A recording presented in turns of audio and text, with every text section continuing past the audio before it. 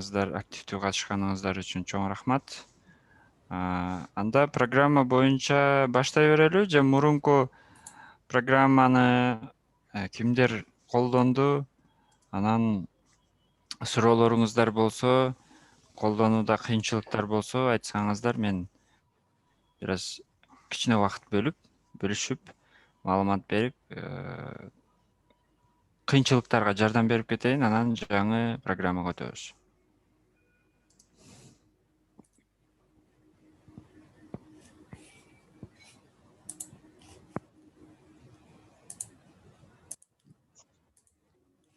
Суроолоруңуздар жок болсо, жаңы убакыт албай, жаңы темага кайрыла берели, программа боюнча. Анан суроолор болсо Ооба, анан биз кече күнү видео сабак менен бөлүшкөнбүз. Learning Apps деген программа, тиркеме, платформа. Ал ушул дүйнөдө эң популярдуу платформа. Ар кандай интерактивдүү көнүгүүлөрдү жасаганга жардам берет. Эгер ал видео сабакты көргөн болсоңуздар, кантип регистрация болуш керек, кантип эреже, кантип көнүгүүлөрдү окуучуларга жөнөтүш керек, ошол жөнүндө маалыматыңыздар болсо керек. Мен азыр программа боюнча сиздерге жанагы видео урок жасаганга жардам көрсөткөн бир программаны айтып өтөм. Анан Learning Apps'ка дагы токтолобуз. Бүгүн жалпы ошол эки программанын үстүндө иштейбиз. Азыр сиздерге мен биринчи ушул, балким ал программаны колдонгон болушуңуздар да мүмкүн. Мен сиздерге ушу башынан көчүрүп алгандан баштап көрсөтөйүн. Бул программа компьютерде гана иштейт. FreeCam деп аталат. Телефондо деле ушундай программа бар, бирок аталышы башка. Бирок телефондо видео жасаган бир аз ыңгайсыз. Компьютерде кенен чоңураак көрүнүп, жакшыраак көрүнүп, жакшы монтаж кылып, жакшы сабак даярдаганга болот. Ал программаны көчүрүп алыш үчүн өзүңүз колдонгон браузерден, Яндекс же болбосо Google'дан FreeCam 8 скачать бесплатно деп жазышыңыз керек. Бул программаны дагы көптөгөн сайттар бекер берет. Бирок программанын өзүнүн оригинал сайты ушул стрелкада көрсөтүлгөн сайт. springfreecam.soft деген ушул жерден көчүрсөңүз болот. Анын астыдагы sprint.ru деген сайт дагы ушул программага тиешелүү. Бул программаны издеп тапканыңыздардан кийин ушул сайтка кирсеңиздер, сиздердин экрандан ушундай окна чыгат. FreeCam скачать, iSpring FreeCam скачать деп. Ушул скачать дегенди басууңуз керек. Анан сиздин операциондук системаңыз, сиздин компьютериңизга ылайыкталган программа көчөт. Бул жерде Windows, XP колдоносузбу, Windows 7 же Windows 10, кайсы система колдонсоңуз ошо ыңгайлуу сиздин системага түшө турган программа көчөт. Андан кийин стрелкада программаны көчүрүүнү баштаганыңызда бул жерден загрузка кетет. Дайым сүрөт көчүргөнүңүздөрдө ушул жерден загрузка кетет. Ушул загрузка толгонго чейин күтүп турушуңуз керек программа установка болушуну. Программа көчкөндөн кийин эмне ушуну эле кайрадан басасыз. Андан кийин сиздин экраныңыздан мындай окно чыгат. Ушул жерден запустить дегениңизде программа установка болушту баштайт. Мен азыр менин компьютеримде ал программа жок. Ошон үчүн сиздерге ушул программаны көчүрүп, установка кылып көрсөтүп берейин дедим. Бул жерде менин экраным сиздерге көрүнүп атат. Бул жерде мына программа көчтү. Эми мен аны установка кылыш керек. Мына запустить дегени басам. запуститти басканымда мына бул жерден лицензионный соглашение деген бар. Ушул жерден сиз я принимаю дегенге галочка коюшуңуз керек. Андан кийин установить дегенди басасыз. Программа сиздин компьютерга установка боло баштайт.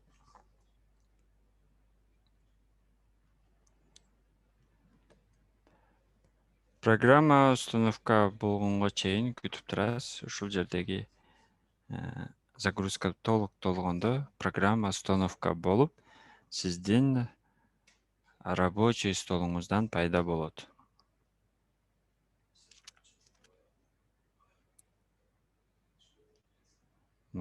Разрешить следующую программу установить дегенде сиз да дегенди басууңуз керек. Сиздики слайд ачылып турат го? Ой, токтоң. Азыр.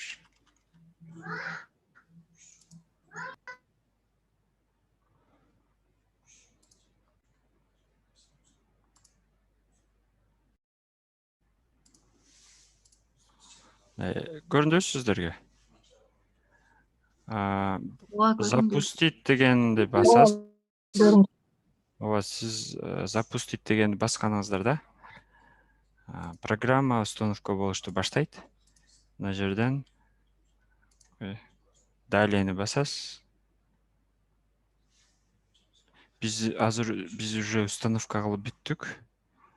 Сиздерде болсо ошо запустить деген басканда деле загрузка кетет. Андан кийин загрузка бүткөндөн кийин ушу работа мастера установления FreeCam была прерывна деп чыгат. Андан кийин сиздин экраныңызда ушундай окно пайда болот. Бизге көрүнбөй жатат го Асылбек агай. Сиздин сүрөтүңүз эле чыгып калды.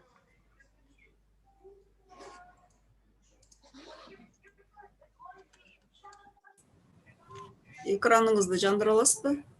Шерит. Экраныңызды. Ой, Неме? көрүнүп атабы? Экран. Да. Программа көрүнүп атабы? Эми көрүндү.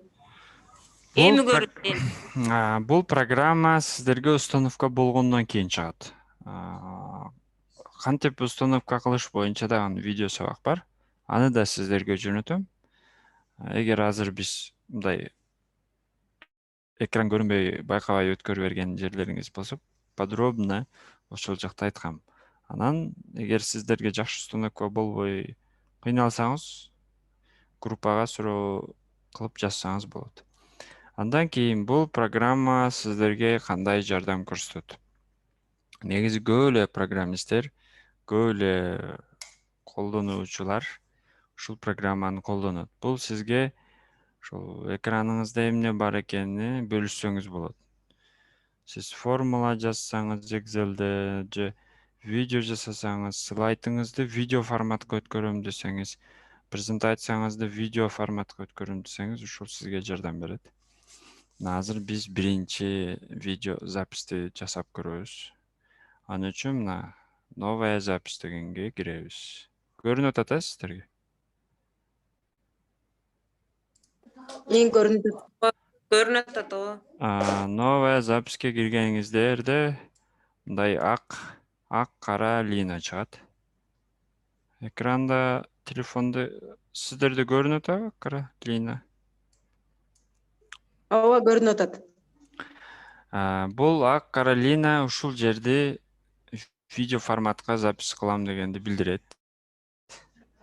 Бирок сиздер полный экранды запись кылам десеңиздер, мына настройкадан размерини полный экран деп өзгөртүп алышыңыздар керек. Полный экран кылсаңыз, анда полный экранды запись кылат. Көбүнчө ушул полный экранда запись кылганыңыздар оң. Андан кийин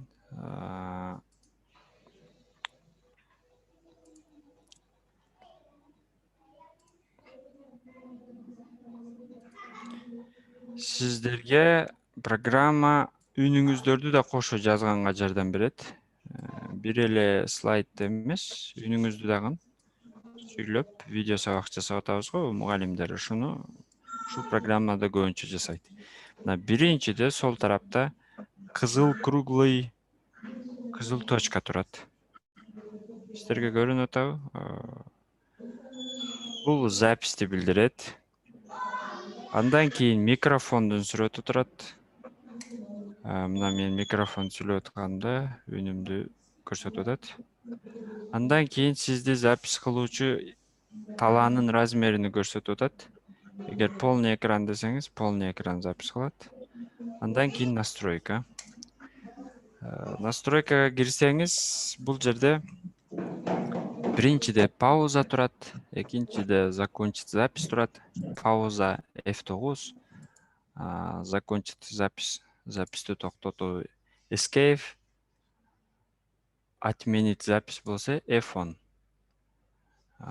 Бул жерде мисалы сиз өзүңүздүн видео сабагыңызга YouTube'дан видео колдоном десеңиз, анда сиз F9'ду сүйлөп кетип атып эле, F9'ду паузаны басып, YouTube'га кирип өзүңүздүн видео сабакты ачып, кайрадан F9'ду бассаңыз, ошол видео сабакты сиздин видео сабагыңызга кошуп бириктирип коет. Аны кыркып кошуп кыйналыштын кереги жок. Кайсыл жерде токтотуп, кайсыл жерде баштасаңыз, ошол жерден улантып кетет. Эч кандай видеону көчүрүп алып, аны кыркып, анан кошуштун кереги жок. Ошол жеңилдетет сиздердин жумушту. Андан кийин запись бүткөндө болсо, ошо Escape'ти басасыз. Бул клавиатурада да эң бурчтагы клавиатура. Андан кийин отменить запись. Эгер видео сабагыңыз жакпаса же отмена кылам десеңиз, ушул F10'ду басуу керек. Андан кийин бул жерде микрофондун настройкасы. Көбүнчө ушул микрофон иштебей, видеолоруңуз үнү чыкпай калат. Ноутбуктарда бардыгында өзүнүн встроенный микрофондору болот. Аны сиз текшерсеңиз болот. Эгер сүйлөп атканыңызда сизде ушундай көрсөткүч болсо, анда сиздин микрофонуңуз иштеп аткан болот. Эгер үнүңүз чыкпай аткан болсо, мына жерге микрофон деген жерге галочка коюшуңуз керек. Андан кийин окейди басасыз. Андан кийин бул жерде кызыл начать запись деген кызыл точканы басасыз. Анан сизден минута пайда болот. 3, 2, 1. Бул жерде азыр запись кетип атат. Качан биздин сүйлөгөнүбүз, экранда эмнени ачып атканыбыз, зумду колдонгонубуз, баары запись болуп атат. Ошол экранда мен документти ачсам, анда документ көрүнөт. Слайдты ачсам, слайд көрүнөт. Бардыгы запись болот. Ошол кызыл белги запись болуп атат деген билдирет. Азыр эми биз записти токтотобуз. Аны үчүн Escape'ти басабыз. Мына уже биздин запись токтоду. Видео сабагыбыз даяр болду. Мына бул жерде видео сабак даяр.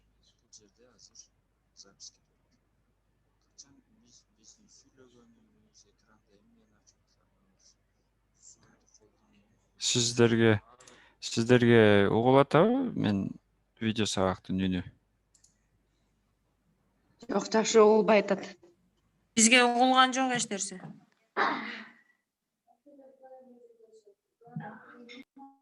Бизге жакшы угулуп атат. Бизге аябай жакшы угулуп атат. Жакшы эле Жок, мына видео сабактын үнү угулуп атабы сиздерге?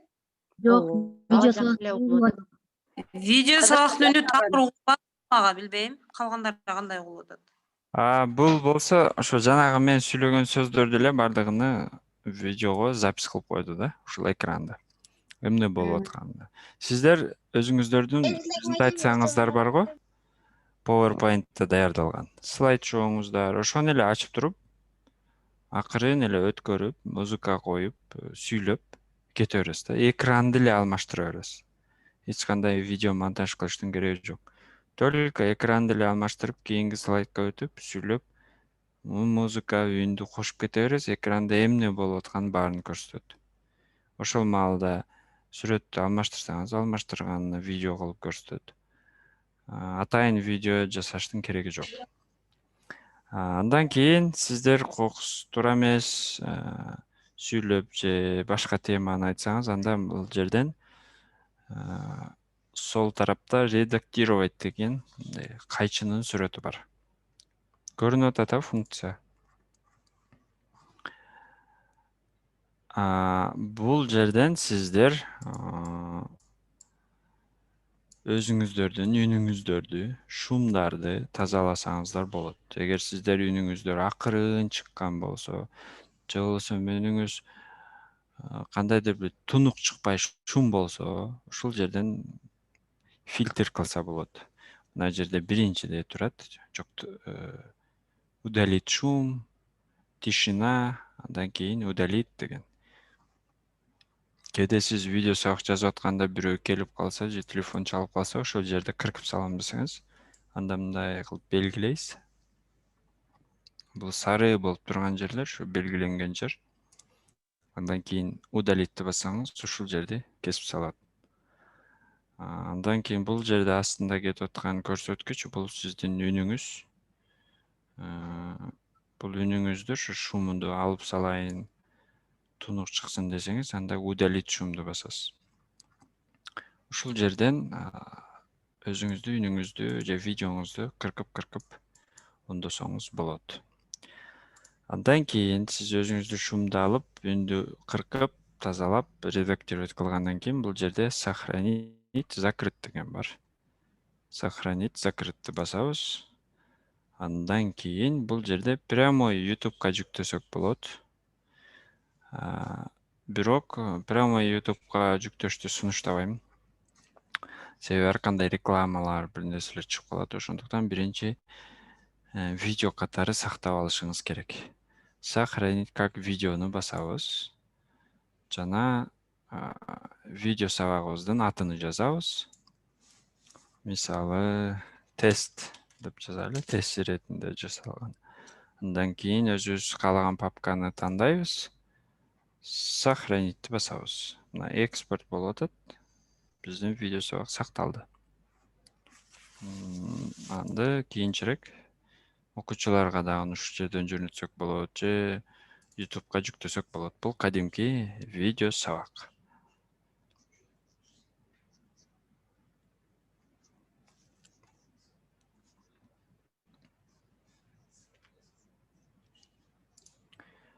Эми сиздерден сураныч, кимиңиздер бул программаны колдондуңуздар жана кандай кыйынчылыктар болгон же кантип жакшы колдонуп атасыз жана канчалык сизге программа тааныш, ошол жөнүндө маалымат айтсаңыз же суроолоруңуз болсо айтсаңыз, суроо берсеңиз. Себеби мен азыр сиздерге жеткиликтүү болду, болбоду, кайра эле сабакты уланта бербей, ушу тактап суралайын.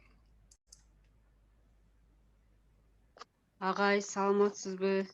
Мен азыр сиз сабакты баштагандан баштап ноутбукка көчүрүп, сиздин айткандай кадамдарды аткарып, видео экранды запись кылдым да. Анан бул жерде звук угулбай калды да, кайра уксамчы, видеону сохранить этип кайра уга турган болсом, мен сүйлөгөн сөздөр угулбай атат да. Кайсыл жеринен ошибка кетирип койдум мен? Анда өтө жакшы суроо бердиңиз. Көпчүлүк эжекелер ушул үндөн көп кыйналышат да. Көбүнчө биздин микрофондор, ноутбугубуздун микрофондору жакшы иштебейт. Анан аны биз жакшы настройка кыла албай, видео сабактарыбызга үнүбүз жакшы чыкпайт. Азыр сиздерге экранда программа көрүнүп атабы? Көрүнүп атат, ооба. Ооба, көрүнүп атат. Мына новая записке киребиз. Новая записке киргенибизде мына лина чыкты, ак кара. Экран көрүнбөй калды. Экран көрүнбөй калды. Азыр башынан бөлүшөйүн.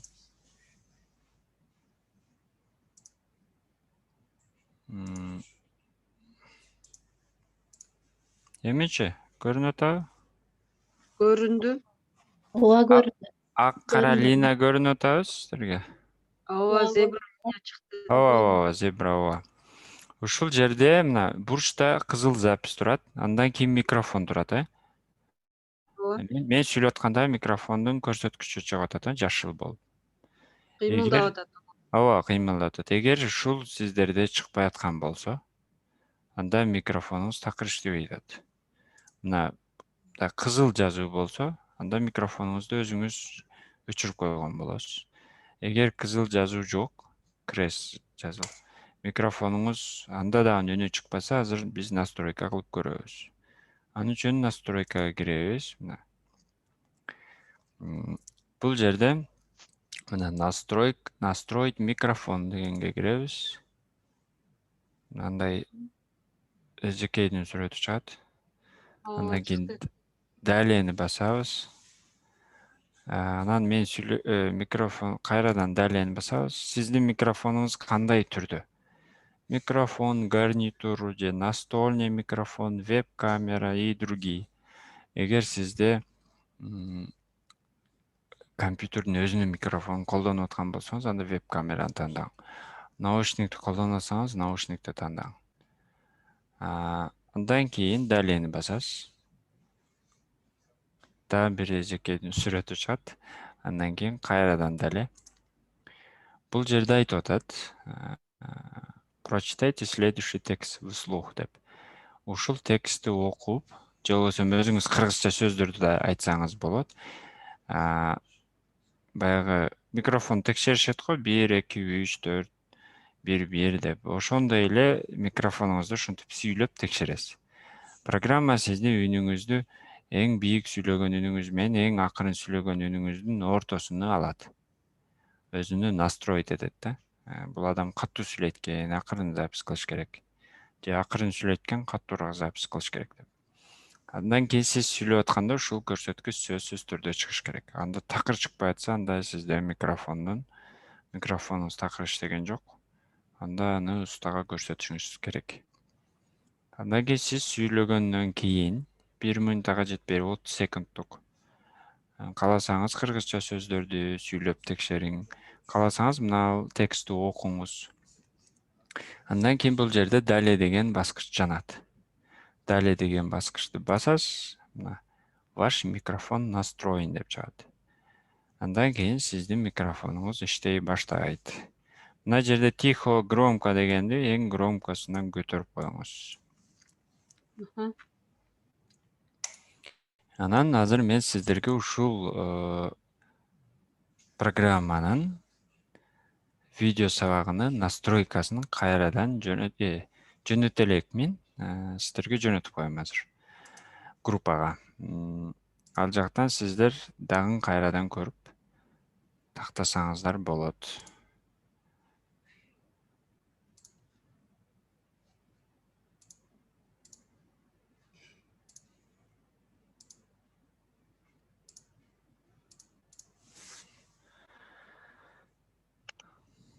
Дагы суроо берсек болобу? Болот, ооба.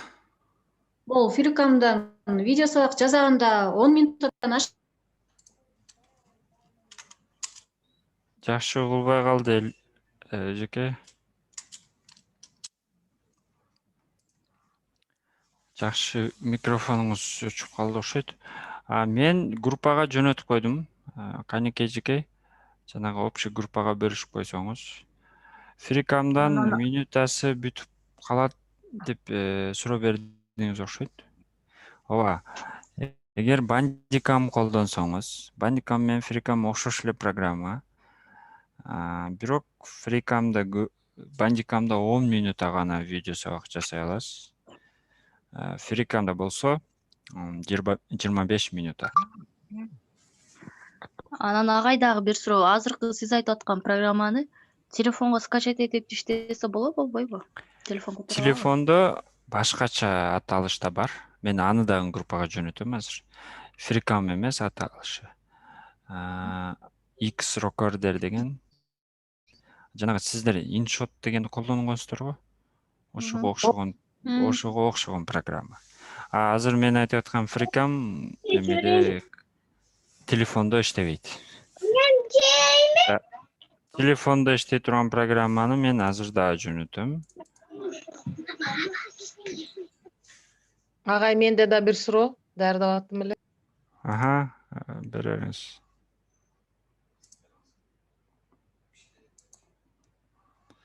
Сурооңуз берериңиз, эжеке. Мен өчүрүп койдум окшойт, Жамиле эже. Кайрадан басың микрофонду. Угулуп атабы? Да. Аха. Агай, мына үй шартында видеоурок тартканыбызда негизги проблема болуп, посторонний звуктар болуп калышы мүмкүн да, уже сабакты тартып бүткөнүбүздөн кийинчи. Значит, кайрадан видеоурок тартпай эле ошол отрезокты удалять этип койсок же очистить этип койсок болот экен да азыркы. Болот. Ооба. Ошол жерде Посторонний бир мама дегенде уже ошол звукту кайрадан видеоурокту тартып атабыз да. мен деле өтө көп кездешем. Мисалы бирөө эшик тыкылдатат же телефон чалып калат, анан Ооба, телефон чалып калат. кайрадан сүйлөп ошончо теманы башынан айтып чыгыш керек болот да. Ошого сиз эме кылып койсоңуз болот. Кыркып койсоңуз болот ошол жерди. Мен видео сабактын жөнөттүм, жанагы кантип кыркышты да көрсөткөм. Эң жакшысы практика кылышыңыздар керек. Анан көбүрөөк сурашыңыздар керек. Маалымат алып Азыр эле группага таштап, калбай. азыр ачып карап атабыз. Ооба, маалымат Көпсүз. албай эле көрөк неме, эми сиздер колдонуп эле жүрсөңүздөр керек. Мындай аракетчил эжекейлердин группасы экенсиздер. Ошого болушунча мен суроолоруңуздарга көбүрөөк жардам берейин. Техникалык, мындай үн чыкпай калып атат же кандайдыр бир кыйынчылыктарга өтүшкө жардам берейин. Анан маалымат, видео сабактарды көрүп, өз алдынча жасап көрүп, качан өзүңүз кыла албай атканда суроолорду бериңиз. Анан бизде мектептерде, университеттерде окууларды өткөргөндө көпчүлүк эжекелер ошо программаны өткөрүп бер, программаны настройка кылып бер, анан мен мына жагын жазышты алып кетем дейт да. А эгер биз анын баардыгын сиздерге подробно өзүбүз настройка кылып койсок, кийин биз кеткенден кийин же окуу бүткөндөн кийин өзүңүз жалгыз калганда жасай албай кыйналасыз да. Ошондуктан баардыгыны өз алдынча жасап, качан кыйналганда гана сенден сурайм деп туруп, ошондой настройдо аракет кылыңыздар. Мен сиздер өзүңүздөрчө көчүрүп алып, настройка кылып болбой атканда, мен ушул жерге чейин өз алдынча келдим, бул жагы болбой атат, неге деп сурасаңыздар, мен көбүрөөк ошондо пайдам көбүрөөк тиет деп ойлойм да. Анда бул жакта мен чаттагы суроолорду окуп кетейин.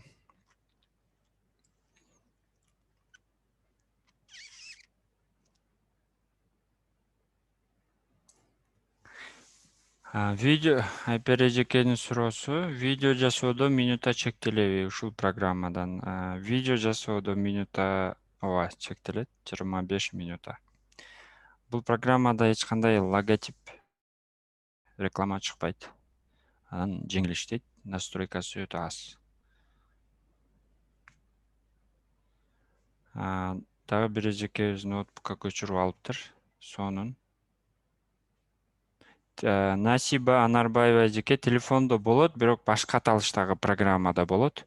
Мен телефондо жасай турган видео сабакты дагы кайсы программада телефондо видео сабак жасаса болот, аны дагы жөнөттүм группага.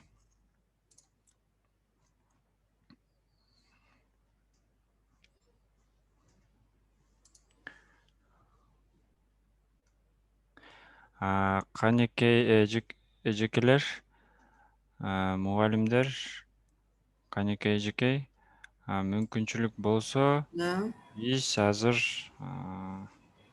эжекелерге эртеңгиге чейин задание берсек, анан эртең баардыгыңыздар ушу программаны сөзсүз түрдө колдонуп, бир видео сабак жасап көрүңүз. Мындай күз мезгили жөндөбүгө кичинекей да. Чтобы программаны колдонуп көрөсүз. Анан сиздер ойлобоңуз, бул программаны только биз онлайн окууда иштетебиз, кийинчерээк кереги деле жок деп ойлошуңуз мүмкүн. Бирок бул программалар эртең оффлайн окуу башталганда деле бардык азыр дүйнө жүзүндөгү маалыматтар видео форматында сакталып атат да. Анан сиздерге эртең конкурстарда бардык эле жерде видео урок жаса, видео сабак көрсөт же видео презентация деп сурайт. Ошого видео менен иштешти үйрөнүү бул келечекте да пайдасы тиет. Бир эле онлайн окууда эмес. Ошого мен практика кылып көрсөңүздөр, анан ошондо кыйынчылыктар болсо жардам берейин. Ошого ушултуураак болот деп ойлойм. Сиздерден чарчатып койбойн көрөк. Зарина, Көрөксүзлүк. сурооңуздар барбы? Зарина, кол Аха. көтөрүп атасызбы? Саламатсыздарбы? Саламатчылык. Агай, азыр айттыңыз го, Микрофонну өчүрүп койдуңуз окшойт. улут Зарина, агай. кайра Угулду. Агай, азыр задание дедиңиз го, мына азыр именно ушул боюнча видео жасап, үндөрдү киргизип, типа как слайд жасала деп атасызбы азыр? Ооба.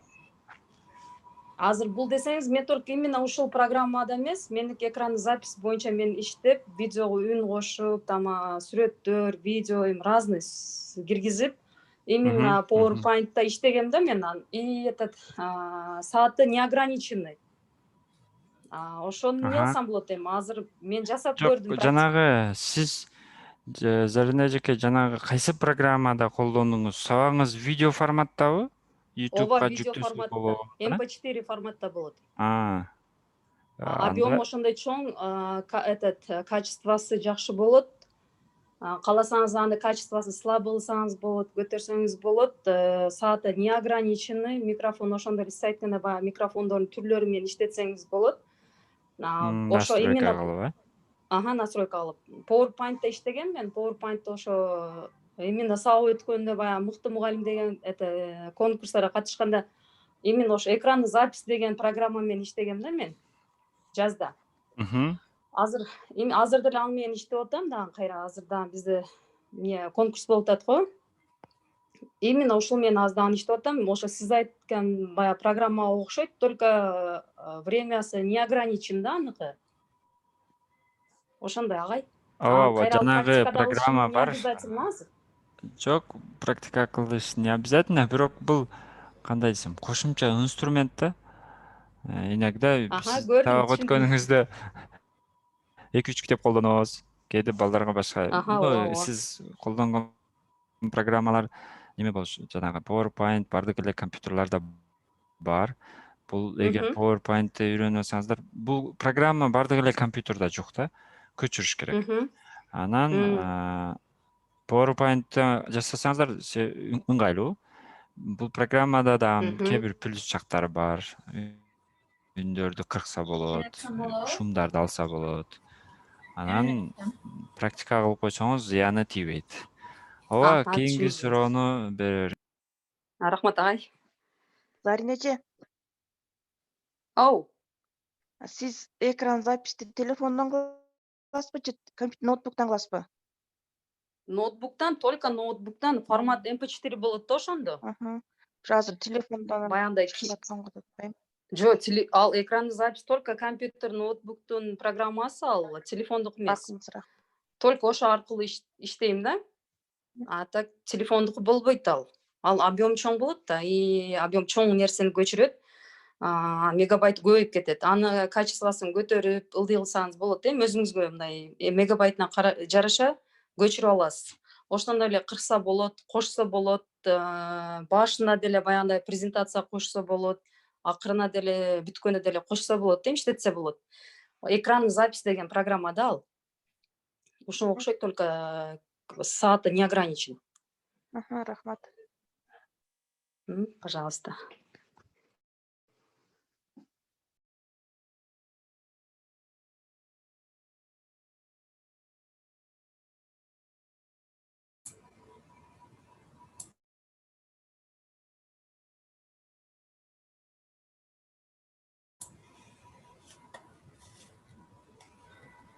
Дагы кимде кандай практикалык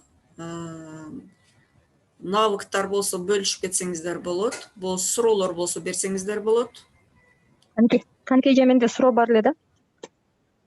Аха. Мен Бериңиз. азыр Асылбек агай, мына сиз скачать эптиз го эмени фрикамды. Агай барбы, жокпу? Ооба. Эми ошондо меники эме болду да, через почта кирди го. Боло береби? Жок, Электронный адрес менен. сизден көчүрүп атканда электронный адрес сурайт. Иногда сурайт, чтобы сизге ушул программа жөнүндө маалымат жөнөтүш үчүн. Через электронный почта кирбейт. Просто электронный почтаңызга маалымат жөнөтөт. Анан сиз көчүрүп алгандан кийин компьютериңизге установка кылдыңызбы? Ооба, кылдым азыр. Установка болду. Эме болот. Жанагы сиз Установка болгондон кийин, запустить кылып алдым да. ооба, сиз установка кылганыңыздан кийин эми сизден электронный почта сурабайт. Еще интернетиңиз жок болсо деле ал программа иштей берет. Ал интернетке байланышкан эмес. Анан эме болчу да. Мен баягы бандикамда иштегенде звугун жакшы эмете албай койдум да. Анан азыр сиз фрикамдыкын көрсөткөндө жанагы микрофондорду тандаган чыгып атты го, 4 бар, микрофон, гарнитур эме деп. Ошо бандикамда чыкпачу болчу да. Азыр ушул менен эметип койдум, себеби мен бандикамда үн жазганда слабый угулуп калып атты болчу да. Ооба, бандикамда анан мындай фоновый шуман бар да. Мындай узаткыч иштегенге окшоп зың деп ушундай звуктар бар да.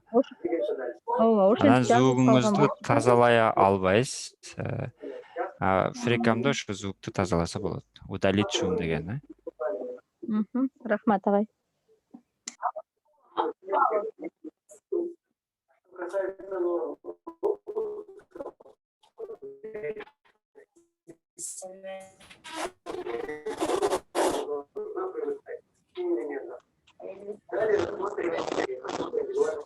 Суроо неме тапшырма түшүнүктүү болсо, анда башка платформа кылып берсек агай. Бизекелер угулуп атат баарыңыздарга.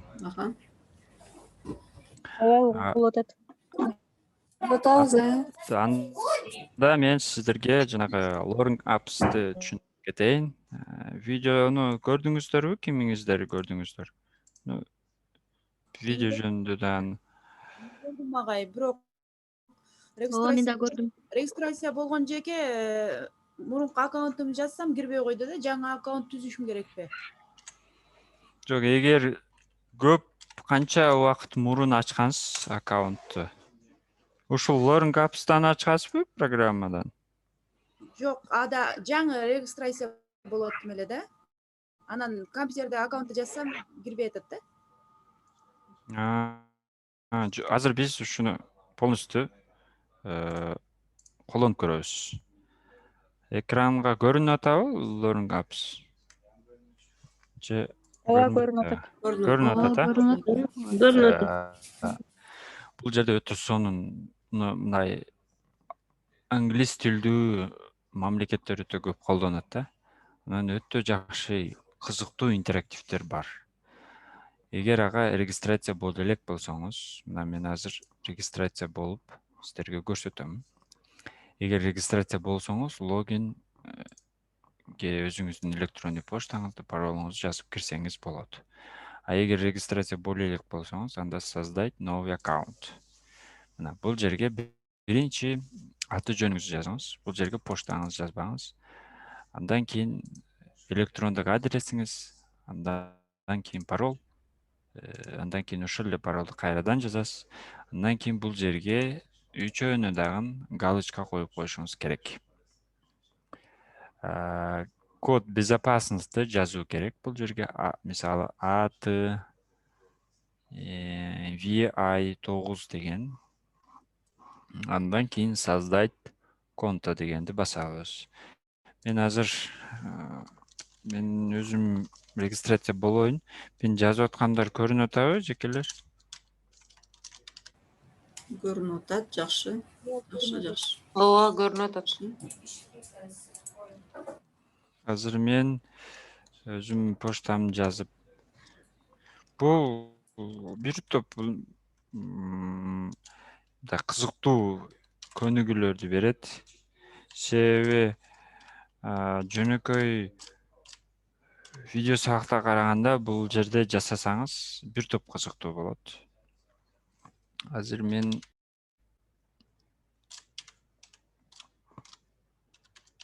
паролду жазам. Паролуңуз сөзсүз түрдө цифра, анан латын тамгасы да жазың. Андан кийин бул жерде код безопасности сөзсүз түрдө жазыңыз. Чоң тамга болсо чоң тамга, кичинекей тамга. Мына сол тараптагы эмне кандай жазуу болсо ошонун баарына көчүрүп жазуу керек. Андан кийин создать конто деген басасыз. Мына мен бул жерде кодду туура эмес жазыпмын. 383 8 деген. Бул жерде бул аталышта башка Асылбек деген катталыптыр. Эми мен атымды өзгөртүшүм керек экен. Мадалиев деп көрөйүн. Саналип деп.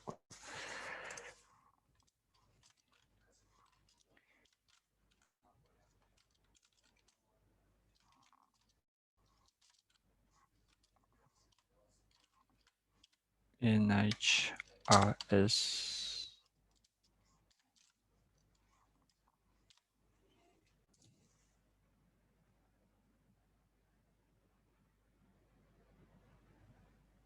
Мына караңыз, бул жерде биз ат коюуда адашып өткөнбүз. Мен буга чейин катталгам, ошол себептен кайра бул ат бар деп чыгып атат.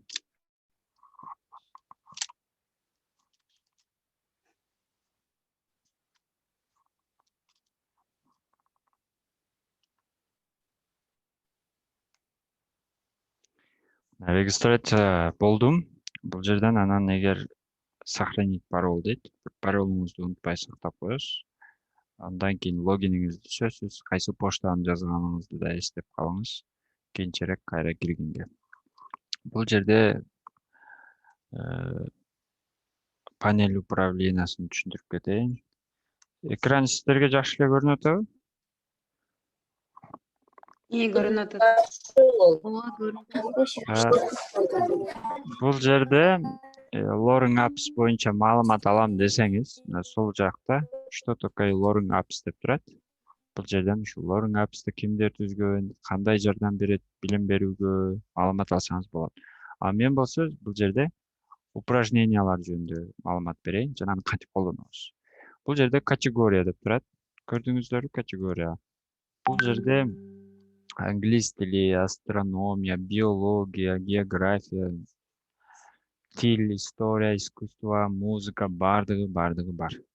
Ушул жерде сиз өзүңүздүн предметиңизге ар кандай сонун интерактивдерди колдонсоңуз болот. Мисалы сиз кайсы предметтен мугалимдер бул жакта бар экен? Келиңиз мына чатка ким кайсы предметтен сабак берет ошону жазып койсоңуздар, биз ошону мен ошол предмет боюнча көрсөтүп кетейин.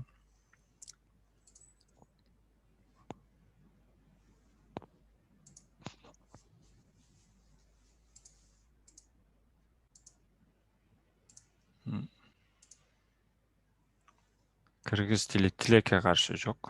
Физика, информатика, англис тил. Азыр мен экранды бөлүшөйүн кайрадан.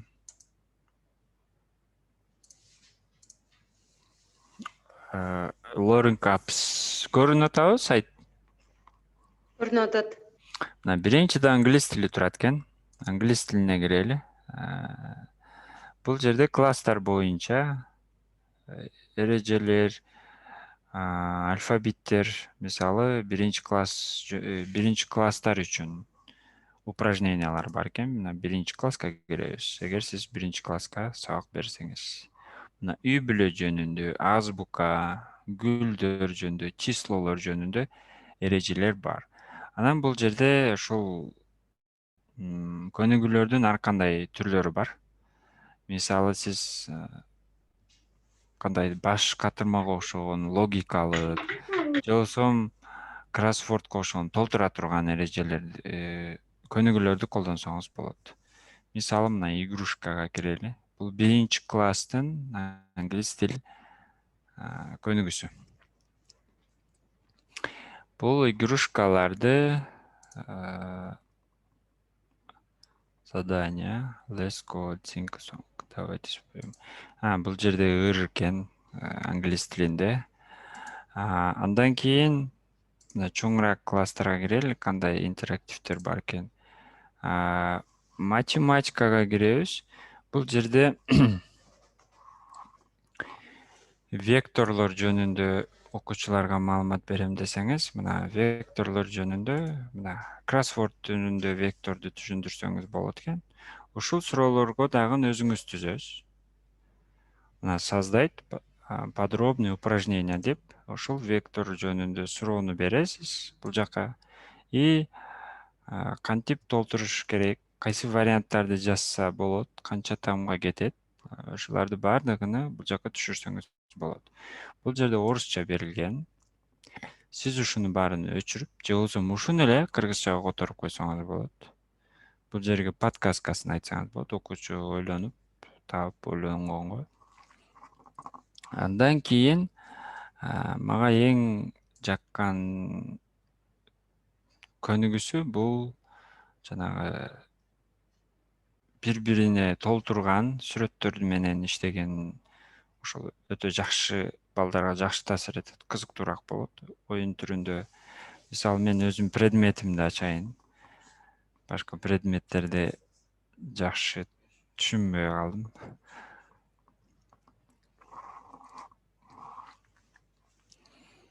Бул мисалы информатика. Бул жерден Corel Drive, HTML, Excel, PowerPoint, Python, Basic тилдери боюнча.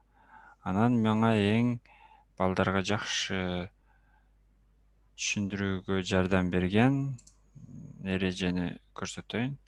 Бул жерде мисалы клавиатура. Бул клавиатураны биз балдарга өтө жакшы эсинде калыш үчүн мына бул көнүгүүнү жасаш керек. Мисалы бул жерде айтып атат. Бул кызыл, сары, мисалы розовыйлар, булар кошумча клавиатура. Сиз суроо берсеңиз болот. Кошумча клавиатуралар кайсылар десеңиз, бала ушул эрежени, ушул кызыл круглыйны ошол кошумча клавиатуралардын үстүнө коюш керек. Андан кийин мисалы андан башка функцияларын үйрөтөм десеңиз, мына жерден бул клавиатураларды кайсыл, мисалы бул жерде системный блок, мышка деп турат, бул болсо окуучунун колу. Ушул колдору менен компьютерди жийиш керек да. Кантип туура жийиш керек. Мисалы мышканы мышкага апарыш керек. Туура болот. Системный блокту системный блоктун астына апарыш керек. Мындайча айтканда муну тааныганга жардам берет. Сканер кайсыл жерде десек, сканерди, сканер деген жазууну сканерге алып барыш керек. Сканер. Клавиатура кайда десек, клавиатура бул жерде. Клавиатура бул. Бул болсо мындай оюн түрүндө. Мисалы монитор кайсыл жерде? Монитор бул жакта. Мониторду бул жакка алып келет. Модем кайсыл жерде турат десе, модемди бул жакка апарат. Кол менен ташыйт да. Принтер кайсыл жакта десе, бул жакка апарат. Ушул көнүгүүсү мага мындай өтө жагат. Себеби балдар сүрөтү менен тааныйт. Ошо алардын айырмачылыгын билип, мышка бул жакта туруш керек, принтер деген бул, клавиатура деген бул деп телефонда да жылдырса болот. и компьютерден катышса болот. Азыр биз бир эле аудиону таппаппыз. Монитор. Бул көнүгүү бардык предметтерде бар. Мен кайсы предметтерде ушул көнүгүүлөрдү колдонсо, сабактар кызыктуураак болот да. Ушул эле көнүгүүлөрдү математика колдонсо болот. Андан кийин башка предметтер колдонсо болот. Ушул бир гана ушул сонун көнүгүү, ушул Learning Apps дегенде бар. Эң жакшы көнүгүүлөр ушул сайт, ушул платформада бар да. Андан кийин сиз ушуну эле телефондон бөлүшсөңүз болот. Мисалы, сиз ушул заданияны тандадыңыз. Информатиксиз, компьютердин бөлүктөрү жөнүндө сабак өттүңүз. Андан кийин балдар ушул бөлүктөрдү түшүндүбү, түшүнбөдүбү билиш үчүн ушул көнүгүүнү колдоносуз. Аны үчүн сиз бул жерде ушул ссылканы эле көчүрүп, окуучуларга жөнөтсөңүз жетиштүү болот. Ушул астында интернет ссылка деген. Бул жерде 3 ссылка берип турат. Экинчидеги ссылканы жиберсеңиз, окуучуга полный экран болуп көрүнөт. Бул жердеги функциялар көрүнбөйт. Бала адашып башка функцияларга кирип кетпеш үчүн мына полный экранды жөнөтсөңүз болот. Экинчи ссылканы. Андан кийин сиз окуучуну ушул көнүгүүнү канчалык деңгээлде туура жасады, канчалык деңгээлде туура эмес жасады, аны билиш үчүн сиз окуучуну сөзсүз түрдө регистрациядан өткөзүшүңүз керек. Жана видео сабакта айткандай, сөзсүз түрдө регистрациядан өткөрүшүңүз керек. Ошондо программа автоматтык түрдө өзү оценка жүргүзөт. Эгер жок, мен жөнү гана балдарды ушул көнүгүүнү машыктырам, оценканы бербейм десеңиз, анда жөн эле эч кандай регистрациясыз эле ушул ссылканы жөнөтсөңүз, балдар ушул эрежени, ушул көнүгүүнү жасап көрөт. Мен азыр ал ссылканы дагы группага жиберем. Сиздердин телефонуңуздардан, сиздердин компьютерден кандай көрүнөт, өзүңүздөр карап көрсөңүз, же ушул көнүгүүнү, упражненияны кылып көрсөңүз болот.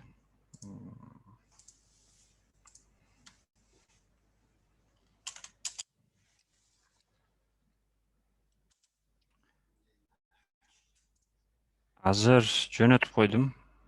Канекей эжеке. Ошо ссылка боюнча кирип, Learning Apps'тын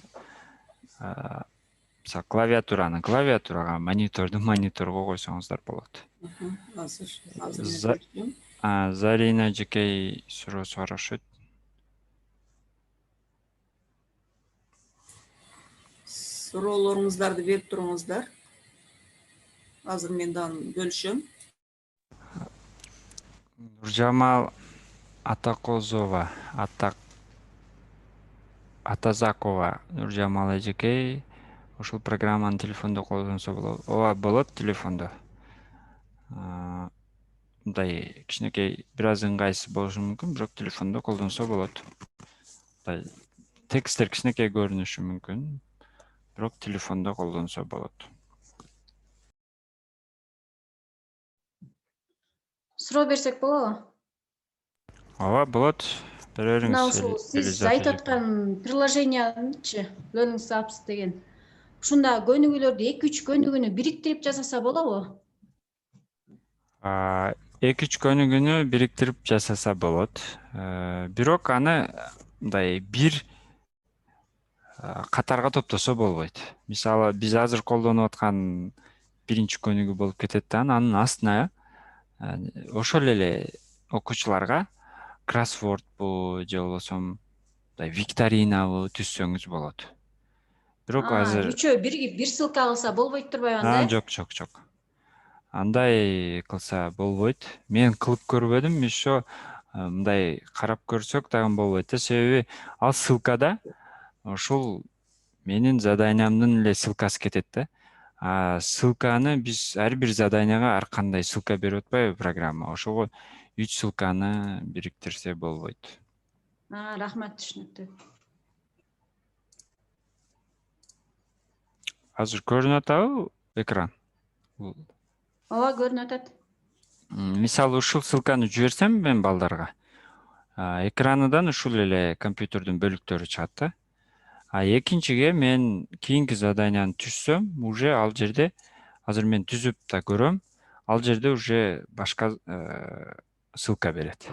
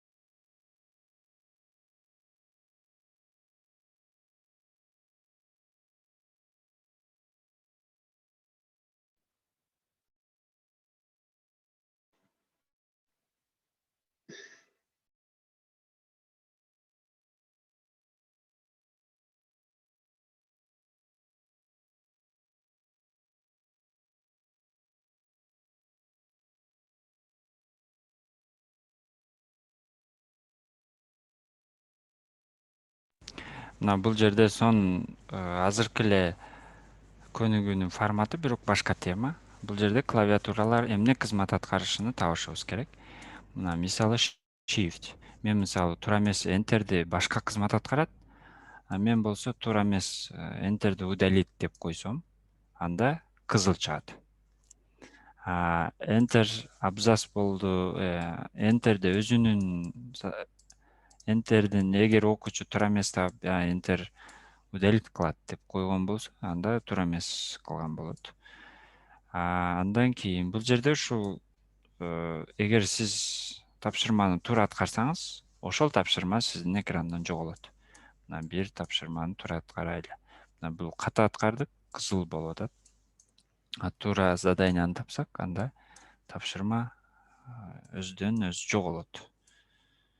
Бул жерде мына delete, дельта эмне кызмат аткарат. Биз бул жерде украин тилинде жазылыптыр.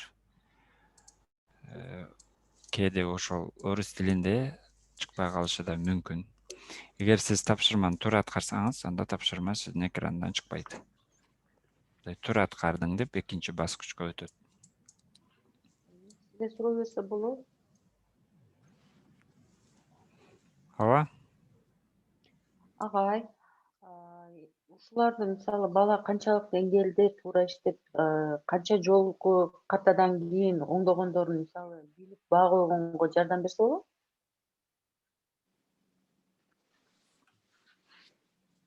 Эгер бала билсе, биринчи с первого раза если получится, значит оценка более высшая.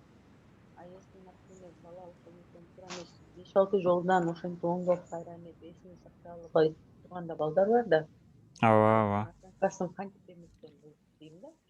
Эгер сиз бул тиркемени колдонсоңуз, оценканы да ушунда жүргүзөм, ушул жерде жасагандарыны ушул жерде баалайм десеңиз, анда мына жерде экран көрүнүп атат, мои классы дегенге кирип, ар бир окуучуңузга мына жерден создать новый класс. Мисалы, 7-чи F мисалга создать класс. Анан бул жерден сиз ар бир аккаунты учеников дегенге ар бирине окуучунун фамилия атын жазып, ар бирине аккаунт ачып чыгасыз мына. Көрүнүп атат экрандан. Мен видео сабакта ушуну кантип ачат, анан окуучуларды кантип кошот айтып өттүм. Бул жакта да түшүндүрөйүн. Бул жерге фамилиясын жазасыз. Мисалы, Асылбек деген окуучу кызак. Ошондо сиз окуучуңуз кайсыл программаны же кайсыл упражненияны канча жолу туура эмес кылган, кантип аракет кылган, эмнелерди туура эмес кылып кийин кайтып оңдогон баардыгы сизге көрүнөт. Окуучуга сиз мына логин анан паролду беришиңиз керек. Анан ар бир окуучуну автоматтык түрдө оценка кылат. Жанагы мультиурокту билесиздерби, колдонсоңуздар керек. ооба. Видео урок, Эми- мультиурок ооба. Ооба, ошол мультиуроктогудай тизме кылып, бул окуучу мынча жолу кирди, ушунча процент тапшырды, клавиатураларды туура местосуна койду, компьютердин бөлүктөрүнү туура көрсөтүп берди деп баарына оценка кылат. Аны үчүн сиз сөзсүз түрдө окуучуларды мои классыдан регистрация кылышыңыз керек. Андан кийин окуучулар дагы өзүнүн логин паролу менен сизге автоматтык түрдө бул жерде логин берет окуучуга. Бул болсо парол. Ушул логин парол менен киргенде гана программа анын аткарган упражнениясыны сохранить этип сизге оценка кылып көрсөтөт. Эгер жөн эле ссылкадан кирип эле аткарып чыгып кетсе, өзүнүн атынан кирбесе, анда автоматтык түрдө оценка кыла албайт. Агай, суроом бар болуп калды. Эгерде мисалы Ооба, бере бериңиз суроо. Азыр айттыңызбы, бул жерде мына окуучунун имясы менен фамилиясын жазгандан кийин логин пароль бул автоматтык түрдө өзү жазылып калабы? Ооба, автоматтык түрдө жазылып калды да. Мисалы карасаңыз, мына жерге мен Баймуратов деп жазып көрөйүн. Алмаз мисалы. Автоматтык түрдө берип койдум мына. Баялы деген мыналарды мен жазбадым. Логин паролду өзү берди. Агай, значит, ушул логин менен паролду 30 балага өзүнүн парол логин берсек, алар ушу менен кирсе, значит, оценканы ушул жерден койсок болот, э? Ооба. Жок, программа өзү оценка кылып сохранить этип калат да. Мисалы, Баймуратов Алмаз ушул логин парол менен кирип, сенин упражненияңды мынча деңгээлде аткарды депчи өзү сактап калат. Болгону балдарга өзүнүн личный кабинетиге сиздин классыңызга кириш үчүн ушул логин паролду берип коюшуңуз керек тизме кылып. Эгер жөн эле кирип кетсе, бул мындай блок болуп калат да, мындай общественный бардыгы аткара турган упражнение болуп, программа оценка кыла албай калат да. А сиз мисалы Алмазга ушул логинди бергениңиз үчүн Алмазга өзүнчө баа коет, Асылбекке өзүнчө баа коет, программа ажыратат. Агай, демек ушул эгерде мисалы ушул эмеде программада мен иштейм десем, ушул приложениени бардык балдар өзүнүн телефонуна көчүрүп алышы керек да, э? Жок, бул көчүрбөй эле ссылкадан жана Google'дан сайт аркылуу эле кирип кетсе болот. Демек мен өзүмө көчүрүп алып, анан бирок аларга ссылка аркылуу берсем, демек иштей берсе болот экен. Ооба. Мисалы, жана киргениңиздерде выход деп сурайт го. Логин парол депчи. Ошол жерге эле окуучу өзүнүн логин паролун жазса болду. Муну көчүрүш шарт эмес. Бул интернетте турган сайт, Play Market'ten көчүрүп алыш шарт эмес. Демек жана мультиурок, видеоурок сыяктуу эле булар. Ооба. Ошол сыяктуу. Бирок бул жанагы англис тилдүү Европада, ооба, Европада, Америкада көп колдонгон үчүн муну мындай өтө интерактивдүү кылып жасаган да, жакшы жасаган. Мультиуроктордо мисалы анын ичинде сиз мындай упражнение жанагындай интерактивный бир көнүгүүлөр жасай албайсыз да. Только тез аласыз. А мында болсо даяр материалдар бар да. Кирип туруп эле өзүңүзгө жакканды жасап, ошонун эле логин паролуну берип койсоңуз болот да. Демек мында Агай, классный этот программа экен. Рахмат чоң. Бир суроо. Ушул даяр программа эми биз буга өзгөртүү киргизе алабызбы? Мындай өзүбүздүн предметибизге ыңгайлаштырылсак болобу? Болот. Мисалы, сиз муну баарыны кыргызчага которуп алсаңыз болот. Анын ичинде өзүңүз кроссворд түзсөңүз болот. Ушунун ичиндеги материалдарды колдонуп да. атайын жүктөп кыйналып жүрбөйсүз. Анан көбүнчө мисалы новый упражненияга кирип, мына жерден караңыз. Мисалы найти пару деген бар го. Жанагы мисалы акты карага кой, караны кызылга кой деген суроолорду ушул жерден түзө аласыз. Мына сиздер азыр барыңыздар мына новый упражненияга кирсеңиздер өтө сонун көнүгүүлөрдү жасай аласыз. Нөлдөн өзүңүздүкүнү кыргызча. Ал жакта эми орусча, англисче даярлары бар. Сиз болсо бул жерден өзүңүздүкүн жасайсыз. Мындай простой порядок деген бар. Бул жерде жана биринчи, экинчи, үчүнчү кылып кой деп задание койсоңуз болот окуучуларга. Мына мисалы мына англис тилинде экен. Порядок менен коюшубуз керек экен бул тапшырманы. Бул болсо окуучунун колу. Мисалы мага кандай сүйлөм экен? Is more beautiful country in the тура эмес. Ушул жерлерде сиздер өзүңүздөр койсоңуздар болот да. Сүйлөмдөрдү, тапшырмаларды өзүңүздөр түзүп чыгасыздар да.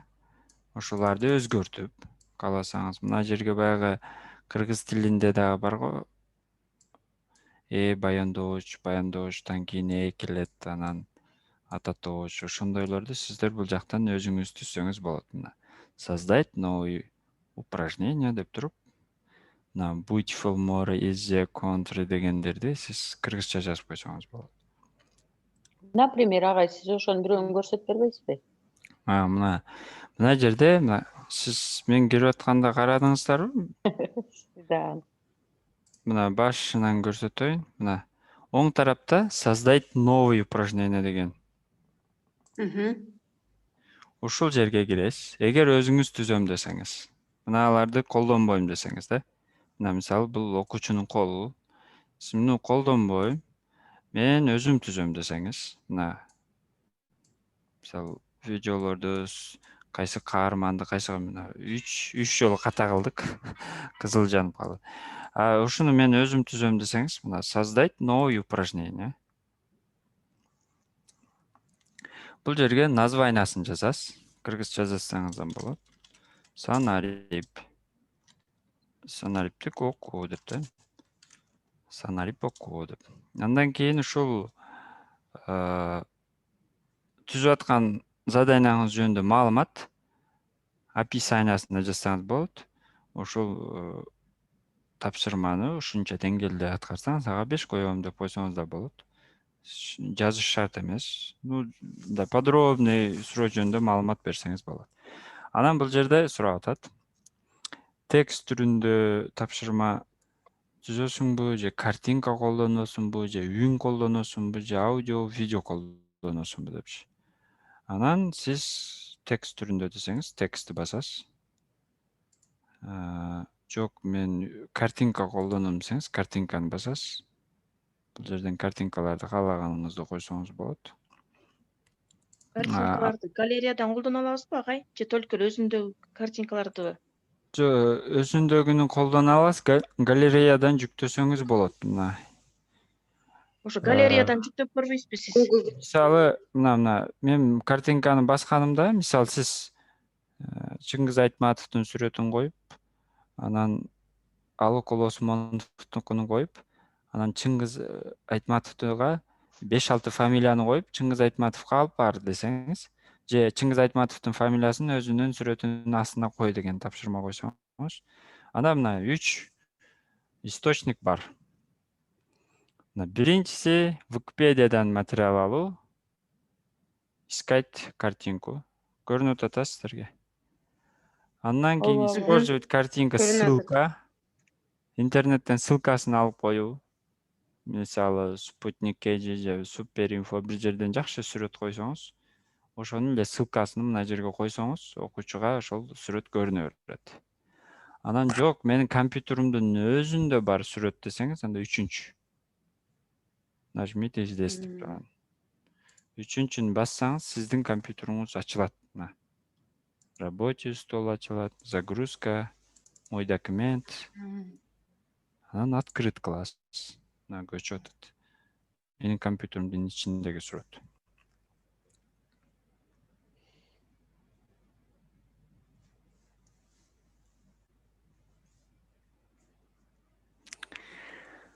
Андан кийин ушул эле тапшырманы подсказкасынын тушуна жазып койсоңуз болот.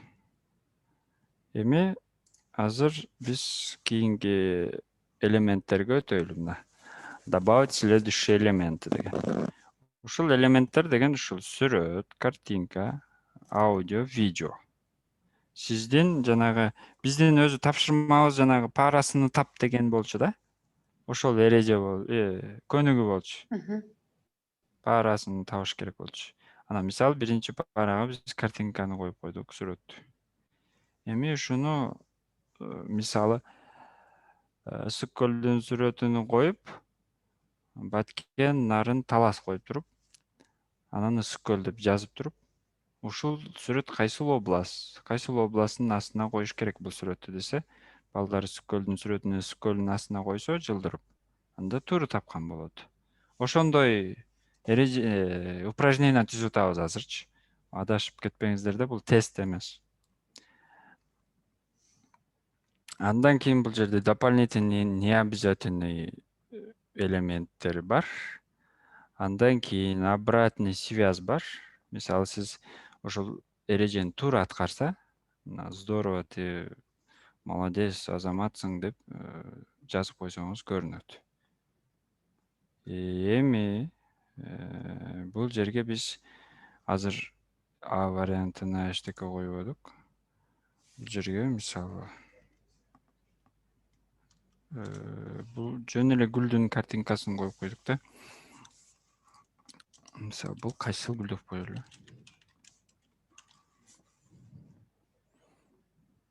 Андан кийин эң акырында завершить, показывать просмотр деген бар. Биздин мына көрдүңүздөр, көрүнүп атабы? Мына биздин суроо. Бул кайсыл гүл? Анан бул жерге азыр мен бир мына не дейсиз? Бул жерге алып келип коюш керек. Мен неме варианттарын жазбай эле койдум. Бул жерге өзү ошол суроону мына сценарий окууга жазыш керек тагын. Бул кайсыл гүл деп. Анан мына жерге бул кайсыл гүлдү ордуна вариантын жазышыбыз керек болчу. Анан туура эмес болсо башка гүлдүн астына коет, же болбосо бул жака жылдырат. Ошондой. Бирок өтө жакшы. Просто бир колдонуп көрүңүздөр, кыйынчылыктарды, суроолорду топтоп, мен мындай кылсам болбоду деп толтура суроо даярдап койсоңуздар, мен кийинкисинде жардам берем. Жакшы программа экен. Бул жанагы жанагы так билимдерге дагы өтө сонун.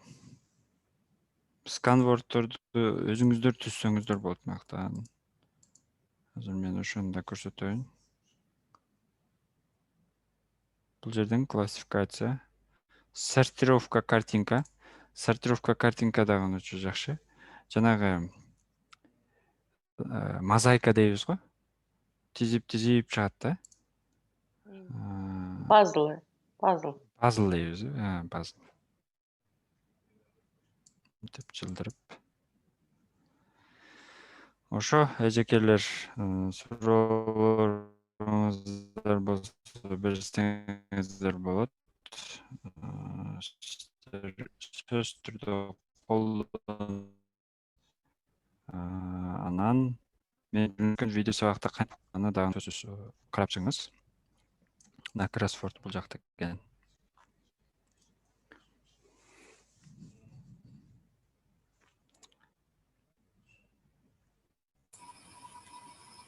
Суроолоруңуздар болсо чатка дагы жазыңыздар. Географияга болсо, география боюнча болсо мына Где находится это деген сонун oyun бар. Балдар бири менен ойносо болот, өзү жалгыз ойносо болот. Мисалы, кайсыл жерде эмне турат? Ошолорду oyun түрүндө көрсөтсө болот. Азыр биз компьютер менен биз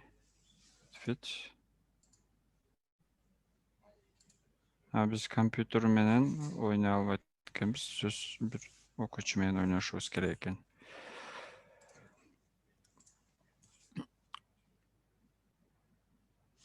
Анда бүгүнкү сабагыбыз ушул Loring Apps менен FreeCam программасы болду. Loring Apps'та задание түзүп, FreeCam'ды жандырып коюп, Loring Apps'та эрежелерди кылып, окуучуларга сүйлөп, түшүндүрсөңүз, баардыгы видео болуп, запись болуп калат. Азыр биздин Zoom конференция запись болуп аткандай эле экраныбыз запись болот. Ошону да видео сабак кылып колдонсоңуз болот. Сабагыңыз мындай кызыктуу, интерактивдүү болот.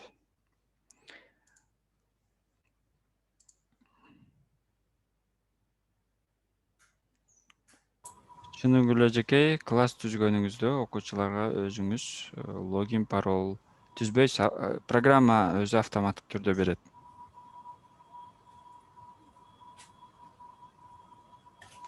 Заринадан суроо келиптир. Агай окуучулар импорттон кандай көчүрүп Excel менен импортировать деп сурап атат, Excel'ге. Excel менен. Эгер мындай кылсаңыз болот да. Excel'ден баардыгын выделить этип белгилеп, анан мына жерде мои классы деген бар го, ошол жерге выставить кылып койсоңуз болот. Мына создать класс дегенден кийинчи создать класс деп ушул таблицага мисалы 8A десек, 8F. Ушул жерге выставить кылсаңыз болот. Анан ал жерде Excel'ден баардык окуучуну прям сразу импорт кылып көргөн эмесмин мен өзүм. Анан негизи бул жерде 3 эле таблица турат да, 2 эле таблица турат да. Анан мына жерден импорттан Excel'дин документини көрсөтсөңүз, балким сразу импорт болушу мүмкүн. Excel'де дагы фамилия аты эле болсо да. Эгер таблица, нумерация, мектептин аты болсо, анда импорт түшпөй калат. Excel'де только фамилия, имя отдельный ячейкада турган болсо, импорт сразу түшөт. Бул жерде жазып атат импорт имена деп атат. Скопируйте список учеников деп атат. Ошол лучше мындай Excel'ден баардыгын выделить этип, мындай выделить этип, копировать кылып, бул жерге ставить кылып койсоңуз болот. Жазып отурбай.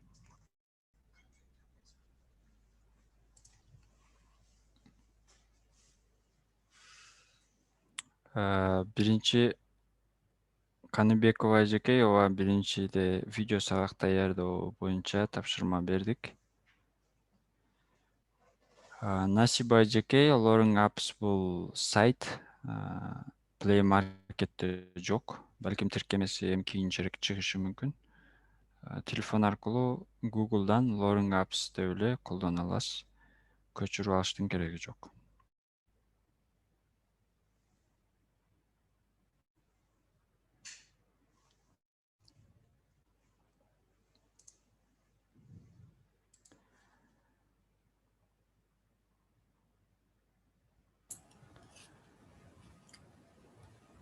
Катышуучулар, урматтуу катышуучулар, дагы суроолоруңуздар болсо бериңиздер. Түшүнбөй калган жерлер, калып калган жерлер. Демек, жанакы суроого Google форманы деле биз эми Google'дан эле сурап атпайбызбы? Ошол сыяктуу эле иштесек болот экен да, Агай, туура эле айттымбы?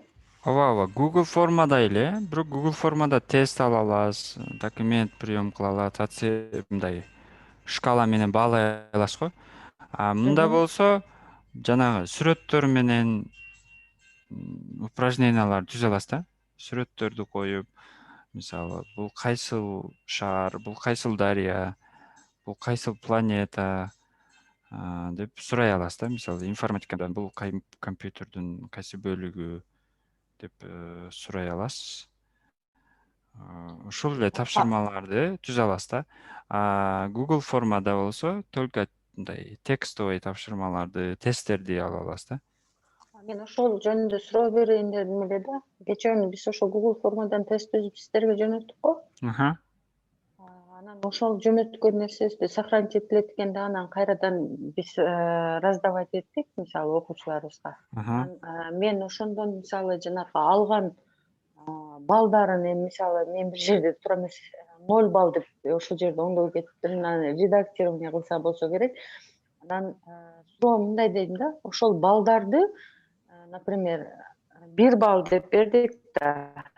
Мисалы, эгерде 10 суроо болсо, 10 балл болсо, 10дон 9га чейин 5 деп.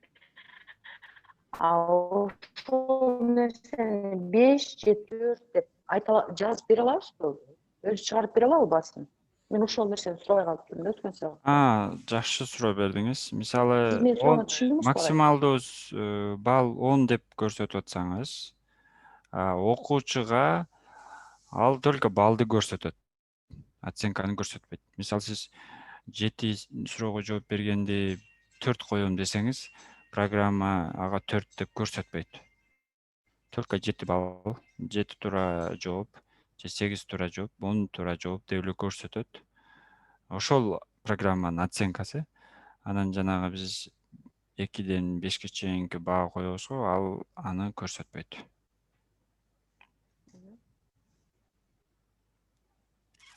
Ошондой экен да, ооба, оценка көрсөтпөйт деп. Оценка көрсөтпөйт, ал только туура жоопторду эле көрсөтөт. 10 суроонун ичинен 8ине туура жооп бердиң, сага окуучуга да так өзүн баалайт экен да получается. Рахмат.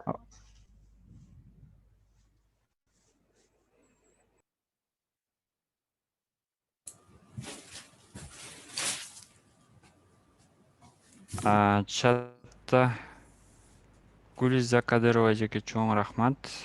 Биздин Санарип мугалим конкурсунун катышуучусу. Элиза эжекеге да чоң рахмат. Программаларды колдонуңуз, иштериңизге ийгилик каалайм. Мээрүнгүл эжекеге жакшы угулбайт экен. Негизи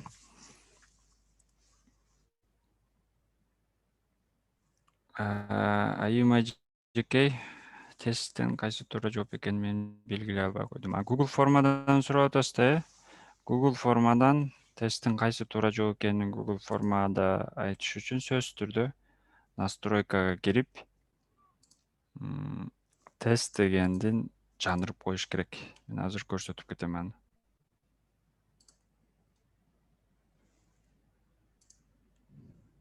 Формага кирип, экран көрүнүп атабы сиздерге?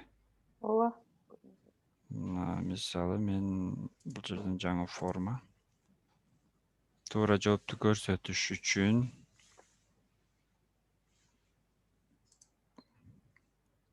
сөзсүз түрдө мына жерден настройкага кирип, настройкада 3 бөлүм бар. Общий, презентация, анан тест деген. Мына тест дегенди количество балл за ответы выключено автоматически оценка, оценивание дегенди сөзсүз чандырыш керек. Ошондо гана сиз суроолорго баа кое аласыз.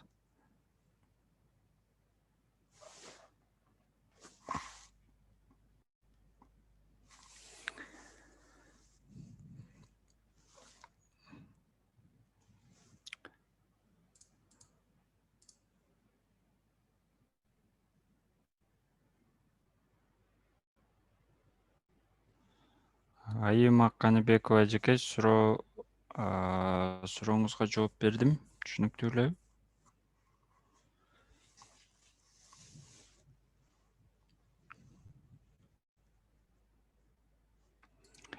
Анда сиздерге ошол Learning Apps менен FreeCam'ды колдонуп көрүңүздөр. Кийинки сабакта бир карап көрөбүз. Ага чейин сиздер группага бөлүшсөңүздөр болот. Өзүңүздөр түзгөн Learning Apps боюнча түзгөн көнүгүүлөрүңүз, упражненияларыңызды ссылкасын таштасаңыз, тапшырып көрөбүз, колдонуп көрөбүз. Freecam боюнча кыска 1,5 мүнөталык видео сабак даярдаганга аракет кылыңыз.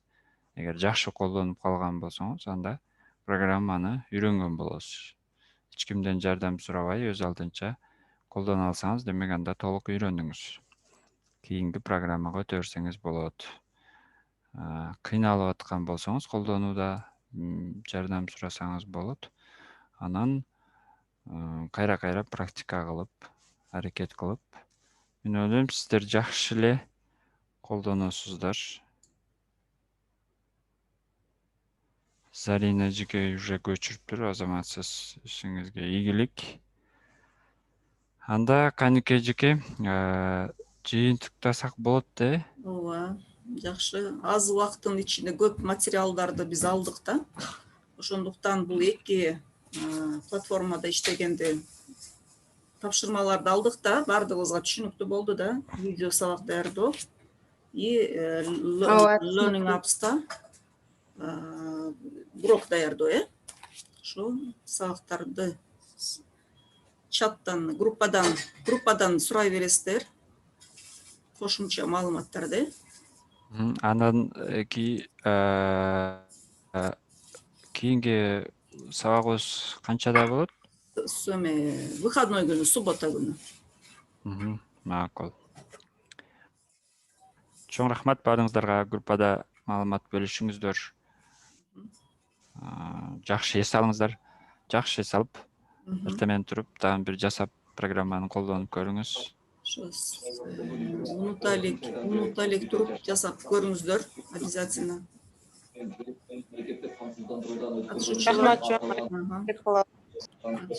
Рахмат. Тапшырманы аткарабыз. Рахмат Асылбек агай, иштериңизге ийгилик. Көрүшкөнчө суббота, ишемби күнү. Чоң рахмат Канике эжеке. Макул. Рахмат агай.